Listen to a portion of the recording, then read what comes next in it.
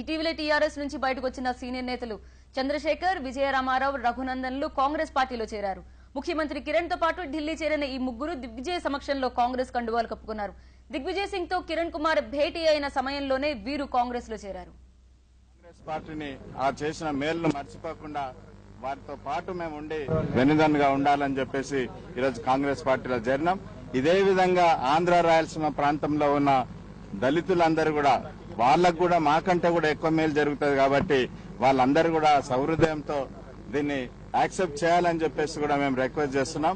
ఈరోజు ప్రత్యేకంగా ముఖ్యమంత్రి గారు మమ్మలను దిగ్విజయ్ సింగ్ గారి దగ్గరికి తీసుకొచ్చి కాంగ్రెస్ పార్టీలో చేర్పించి అదే ముఖ్యంగా మా మిత్రులు రంగారెడ్డి గారి ఆధ్వర్యంలో ఈరోజు కాంగ్రెస్ పార్టీలో కలుస్తున్నాం.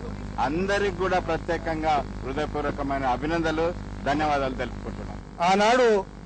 ఆనాటి అధ్యక్షులు కేసీఆర్ గారు కూడా అనేక సందర్భాలలో చెప్పినాడు, తెలంగాణ రాష్ట్రం ఏర్పాటు కాగానే తెలంగాణ ఉద్యమకారులు వారు ఎవరికి దోచిన పార్టీలో, ఎవరికి ఇష్టమైన పార్టీలో చేరే అందుకు ఆ రోజు అవకాశం ఉంది.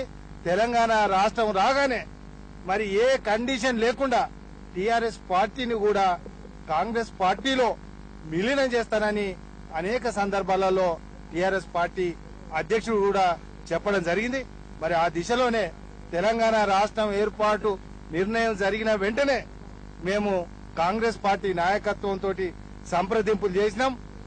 కాంగ్రెస్ పార్టీ అధిష్టానానికి, పార్టీకి మా హృదయపూర్వక ధన్యవాదాలు తెలియజేసినాం. అలాగే రాష్ట్ర పీసీసీ అధ్యక్షుడు, ముఖ్యమంత్రి గారు, రాష్ట్ర నాయకత్వానికి కూడా మేము ధన్యవాదాలు తెలిపినాం.